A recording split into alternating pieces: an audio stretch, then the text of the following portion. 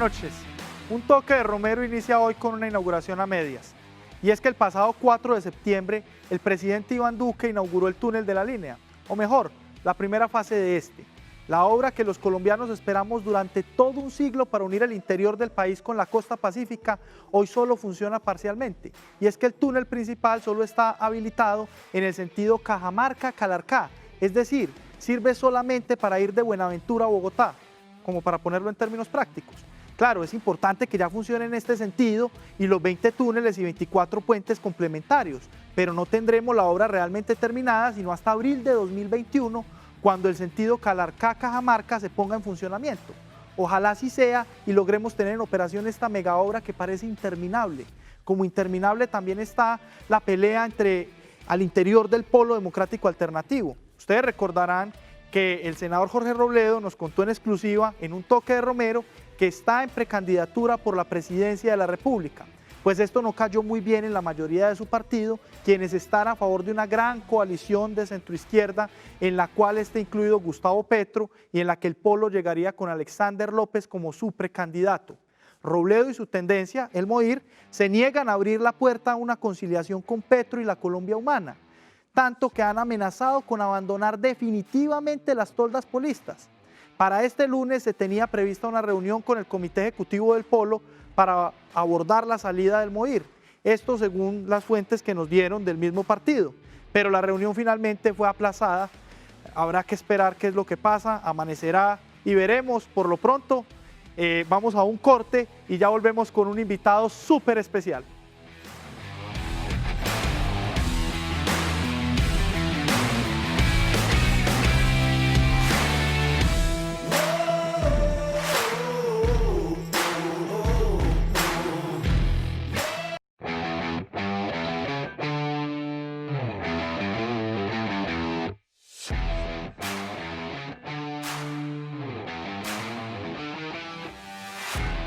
Estamos en un toque de Romero hoy con un invitado muy especial, Santiago, un invitado que ha ocupado durante estos últimos días varios espacios en los titulares de los medios más importantes del país y que tiene una carrera política pues de larga data, escrito como todos los invitados que hemos tenido en este programa, parte de la historia del país. Así es, tenemos hoy un invitado que nació en Cúcuta, ha sido senador en diferentes oportunidades, ministro del Interior y en ese cargo fue el hombre encargado de llevar los acuerdos de paz al Congreso de la República. Así que hoy hay tela para cortar. Está con nosotros nada más y nada menos que el exministro Fernando Cristo. Exministro, buenas noches, ¿cómo se encuentra usted? Buenas noches, un saludo muy especial, encantado de estar con ustedes en la noche de hoy y de dialogar con ustedes sobre estos temas del país. Doctor Cristo, su carrera política inició como secretario privado del entonces ministro Ernesto Samper Pizano, que era ministro de Desarrollo. Luego usted ocupó varios cargos a su lado como alto consejero, ministro, etcétera, y le tocó vivir con él todo eso del llamado proceso 8000, que ya este año cumple 26 años. Hoy, después de tanto tiempo, ¿cómo evalúa usted ese acontecimiento? Adicionando que la senadora Fernanda Cabal dijo que usted era el hijo adoptivo de Ernesto Samper y que hacían parte de la narcoizquierda, etcétera. Bueno, yo muy joven salí de la Universidad de los Andes de abogado. Tuve la oportunidad, militaba en ese entonces en el Partido Liberal, tuve la oportunidad de trabajar al lado de Samper en el Ministerio de Desarrollo, una oportunidad única para conocer el país, para conocer los distintos departamentos, para trabajar en temas de emprendimiento, de comercio exterior, de industria, de turismo. La verdad fue una experiencia muy útil. Después fui a Caracas, nombrado por el expresidente Gaviria como cónsul general en Caracas. Me tocó allá también una época muy convulsionada, que fue la transición, la caída del régimen de Carlos Andrés Pérez, que de alguna manera significó abrir el camino a la Venezuela de Chávez hace ya más de 20 años. Volví de allá al gobierno del expresidente Samper, tuve la oportunidad de ser consejero de comunicaciones, viceministro de Relaciones y embajador en Grecia.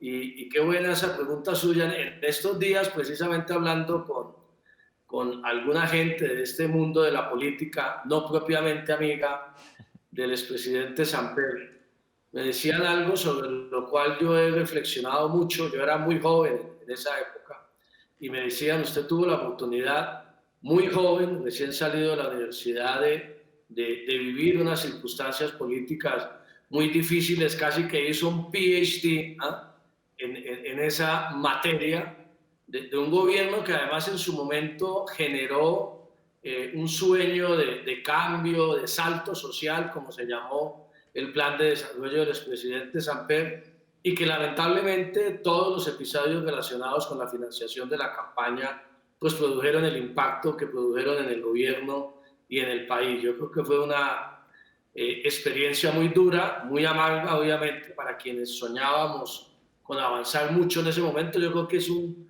punto de quiebre también en el país de toda esa, como reflexión general, de toda esa connivencia y convivencia que en su momento parecía normal.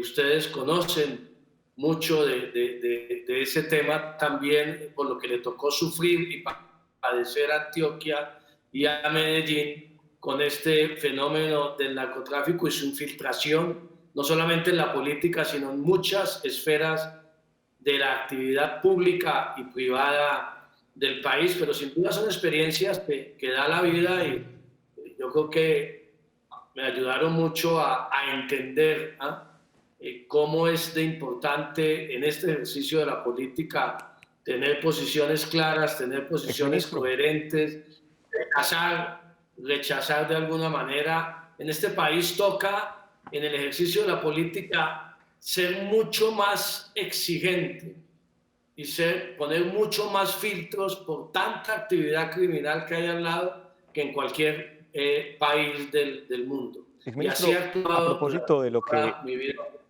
qué pena lo interrumpo ahí, a propósito de lo que menciona de las dificultades del gobierno Samper, pues no solamente fueron políticas, sino también, pues en su caso, personales, con el lamentable asesinato de su padre, Jorge Cristo, a manos del ELN.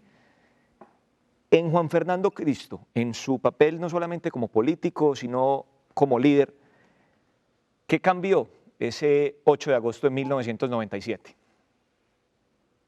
Bueno, eso cambió todo. Yo he escrito mucho, yo les cuento que yo desde ese momento, todos los años, la semana del 8 de agosto, yo tengo una columna en el diario La Opinión de la ciudad de Cúcuta, desde hace ya, pues la he interrumpido en el paso por el ministerio, la interrumpí en algunos otros años, pero empecé a escribir hace 30 años, cuando estaba yo todavía en la universidad, en el diario La Opinión de Cúcuta, y desde ese entonces, desde el 8 de agosto del 97, todos los años escribo una carta a mi padre contándole un poco lo que ha sucedido ese año en la vida familiar, en mi vida personal, en el país, en la política, en el mundo, y yo he sostenido siempre que un episodio de esa naturaleza,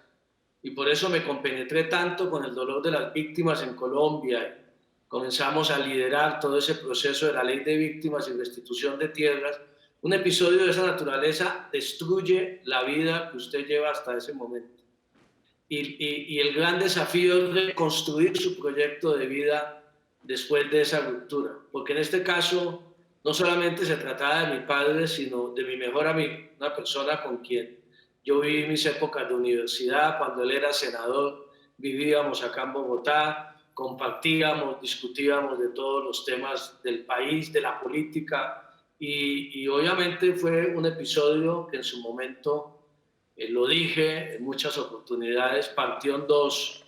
En mi vida siempre he manifestado, por ejemplo, que después de ese episodio, para mí, los grandes problemas y las grandes tristezas no son tan grandes, los problemas no son tan tristes, los episodios, y las grandes alegrías y los grandes triunfos tampoco. No vuelve uno a disfrutar de la misma manera éxitos personales o familiares, el nacimiento de un hijo, la posibilidad que tuve de liderar ese proyecto de víctimas, el acuerdo de paz al que llegamos, y tampoco las grandes derrotas y fracasos. Todo se relativiza, ¿no?, en la vida después de que uno sufre un golpe de estas dimensiones. Y doctor Cristo, luego de ese hecho tan doloroso, usted ha tenido una larga carrera como congresista en el Congreso de la República.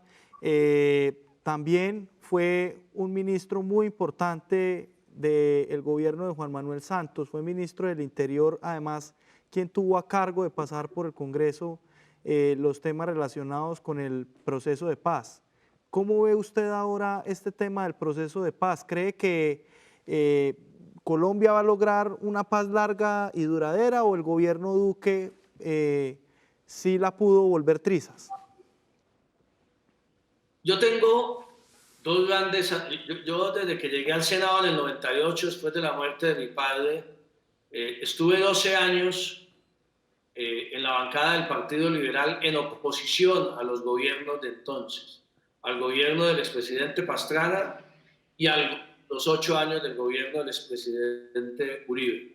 Y después, como senador de la República y presidente del Congreso, tuve la oportunidad de acompañar al gobierno del presidente Santos del 2010 al 2014 desde el Senado, y después en el Ministerio del Interior y en las negociaciones de paz, tanto con el Ejército de Liberación Nacional, que fue la guerrilla que asesinó a mi padre ese 8 de agosto del 97. Y les cuento que en esa vida pública he tenido dos grandes satisfacciones.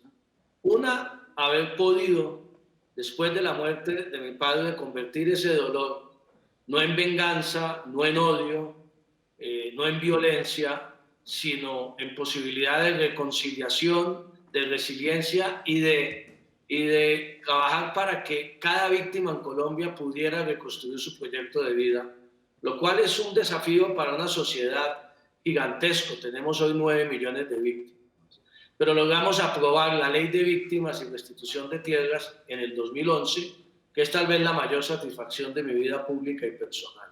Y después de ello, participar activamente tanto en las negociaciones con las FARC en su parte final y en la renegociación después del plebiscito, como como ustedes lo mencionan, en lo que se denominó el fast track, sacar la agenda legislativa indispensable para garantizar el desarme y la desmovilización de las FARC después de las negociaciones de La Habana. Yo creo que al país se le abrió una gran oportunidad.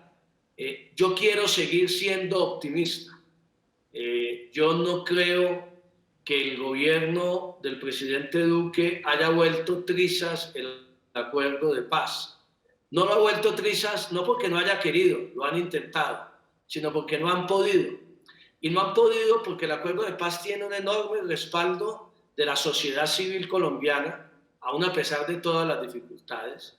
Tiene un enorme consenso en la comunidad internacional, y también porque la Corte Constitucional en sus fallos sobre el fast track blindó el acuerdo de paz hasta el año 2030. Precisamente, ahora que ustedes me preguntan a propósito de ello, yo lo que creo es que el gobierno engavetó el acuerdo de paz, no avanza en su implementación, y eso ha llevado a que se generen esta nueva ola de violencia, de masacres, de asesinatos de líderes sociales en muchas partes de Colombia. Y por eso es que nosotros estamos convocando al 26 de septiembre una plataforma ciudadana que se llama Defendamos la Paz, de muchos sectores de la sociedad colombiana. Estamos convocando una gran conferencia internacional que se llama El Mundo Exige la Paz, para que nos sentemos con las partes, con el Estado y con las FARC, a evaluar qué se ha hecho en estos 4 años y a buscar unos mínimos consensos con el propio gobierno del presidente Duque sobre lo que se puede hacer en los 2 años que restan del gobierno de Duque. Yo pienso que el gobierno debería a esa conferencia y dialogar tranquilamente sobre esos temas con quienes acompañamos el acuerdo de paz.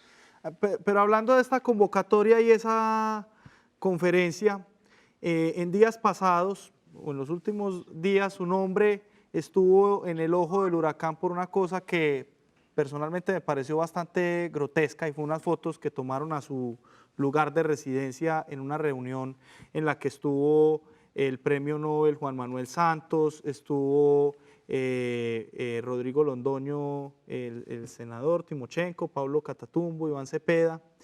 Y ya que todo esto salió a la luz pública, ¿usted nos puede contar un poco de cuáles fueron las conclusiones allí? Estaban hablando de esta convención, ¿y qué otros temas salieron para la agenda de la paz? A ver, si no fuera por lo absurdo y por lo doloroso de que invadan su vida privada, el recinto de su hogar, de una manera, como usted bien, yo creo que el adjetivo es exacto, grotesca por parte de algún señor que se hace llamar periodista, que no es más que un propagandista de la extrema derecha del país.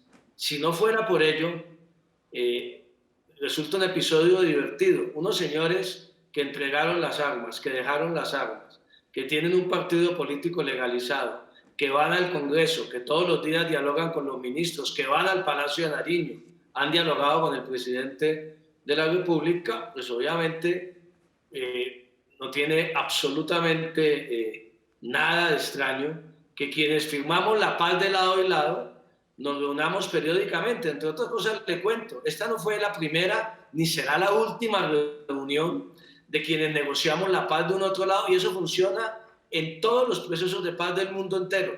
Queda como una especie de compromiso moral y ético de quienes participan en un proceso de esa dimensión de garantizar el éxito del mismo. Es lo mínimo que uno puede buscar. Esa reunión particular no tenía ni siquiera el propósito de la conferencia.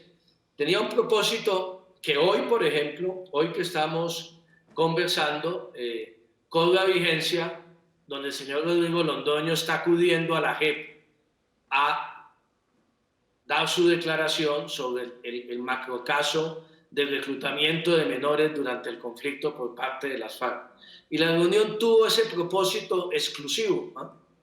Hacer una discusión de fondo para que las FARC entiendan que no le pueden fallar a Colombia, que tienen que cumplir el acuerdo en toda su dimensión, más allá de las quejas que tienen frente al incumplimiento del gobierno del presidente Duque, y que este tema de la verdad es absolutamente fundamental, no solamente para el cumplimiento del acuerdo de paz, sino para la reconciliación nacional.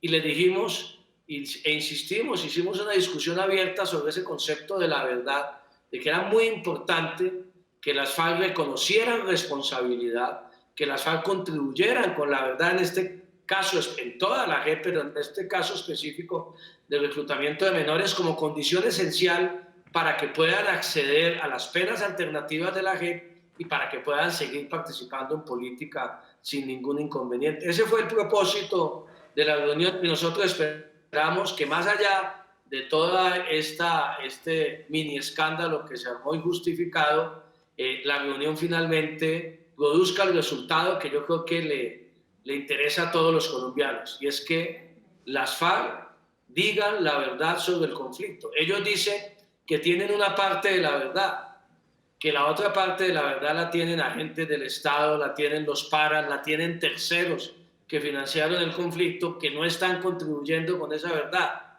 Algo de razón pueden tener, pero en el caso particular de ellos, tienen el compromiso y el deber moral y político con los colombianos de contar la verdad. Ministro, doctor Cristo, hemos tocado temas ya muy serios con usted, de su agenda, de lo que se viene para la paz. Me dicen por el interno que tenemos una llamada. Juan Fernando, buenas noches, con Juan Manuel. Buenas noches, Juan Manuel. ¿Cómo está, señor presidente? ¿Cómo anda? Muy contento, Juan Fernando, de estar hablando contigo. A propósito de la pregunta que te hace Diego, contémosle al país la verdad de la reunión. Diego, estábamos planeando el Amigo Secreto 2020. Y yo a Juan Fernando le tengo ya el regalo. Unas persianas, Juan Fernando.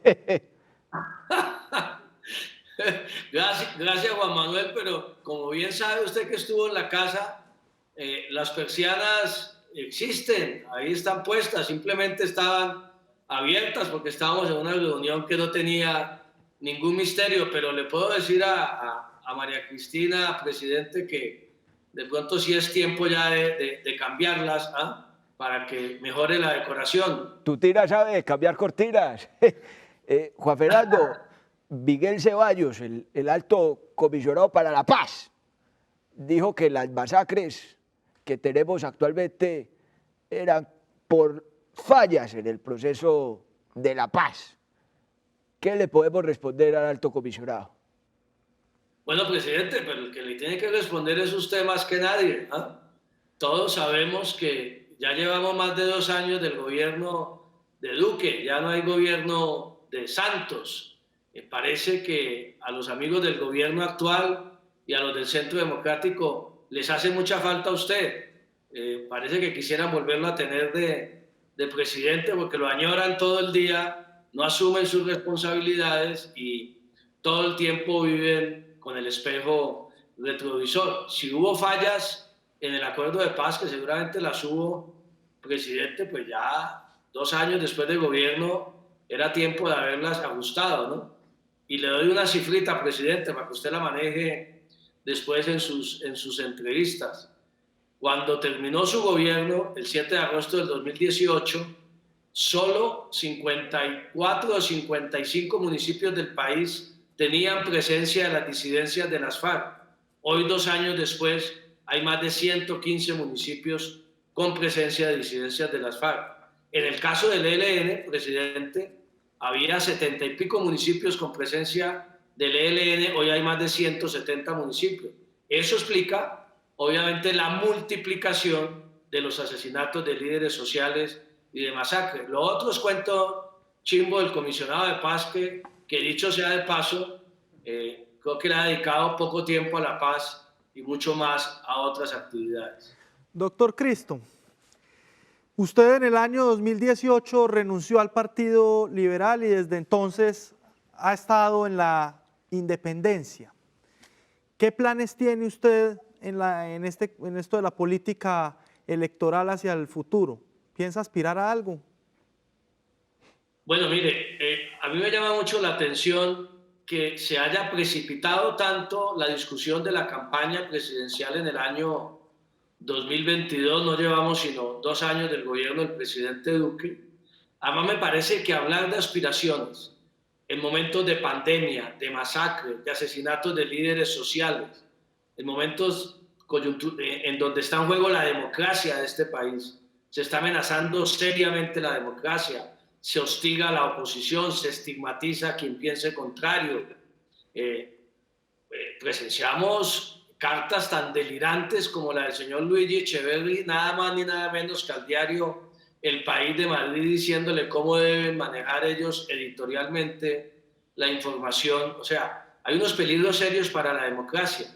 La gente hoy está preocupada por no morirse de hambre en medio de la pandemia, por no tener que ingresar a una UCI y morir del virus, que mucha gente ha muerto en este país por cuenta del virus, y no deberíamos estar enfocados hoy en candidaturas presidenciales. Cada cosa tiene su lugar. Nosotros, mientras tanto, desde la independencia hemos venido construyendo, no de ahora, desde el 2018, un movimiento político nuevo, ciudadano, con pensamiento profundamente liberal, que quiere salir a las calles a defender los principios liberales que lamentablemente el Partido Liberal, más que el Partido Liberal, el Partido de Gaviria, porque eso ya no es Partido Liberal, renunció a defender en el escenario nacional. El movimiento se llama En Marcha, estamos consolidando equipos en todo el país y vamos a participar como movimiento independiente tanto en las elecciones de Congreso como en las elecciones del 2022 presidenciales. Vamos a ver de qué manera lo hacemos, juntos con otros sectores, en grandes coaliciones, con sectores de centro izquierda, que compartimos una misma visión sobre temas esenciales hoy del país: la implementación del acuerdo de paz, el respeto a libertades y derechos en Colombia, la sostenibilidad ambiental y un trabajo a fondo por luchar contra esta desigualdad social que cada vez es más evidente y que esta pandemia ha desnudado totalmente. Doctor Cristo, y ya para finalizar, nos gustaría entre nuestro director y yo hacer un jueguito que se llama Me Remite A. Nosotros le decimos una palabra y usted con una palabra, porque ya se nos está acabando el tiempo, nos dice a qué lo remite. ¿Le parece bien? Perfecto, listos estamos. Juan Manuel Santos. Paz. Ernesto Samper. Salto social. Partido Liberal. Decadencia. César Gaviria. Más decadencia. ELN. Fanáticos violentos. 2022.